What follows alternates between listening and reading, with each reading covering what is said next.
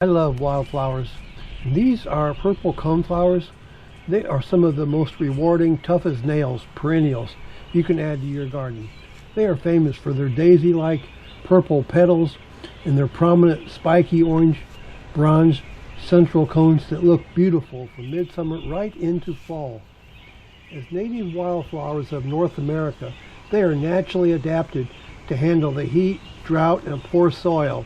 And once established, give them full sun, 6 to 8 hours of direct sunlight daily. While they can survive in partial shade, you will get fewer flowers and weaker, floppier stems. They prefer well-draining soil. Most plants do. Coneflowers are actually thrive in average sandy or clay soil and dislike overly rich, soggy dirt, which can rot their deep tap roots. Space plants about 12 to 8 inches apart for good air circulation is the key to preventing fungal leaf spots. Plant potted plants in the spring or early fall. If you are growing from seed, sow them outdoors in late fall. The seeds require a period of cold temperatures called cold stratification to germinate in the spring. Once their tap roots are established, coneflowers are incredibly low maintenance. Water weekly during the first year. Once established, they are highly drought tolerant and only need watering during severe prolonged dry spells. Skip the heavy fertilizer. A thin layer of compost in the spring is more than enough.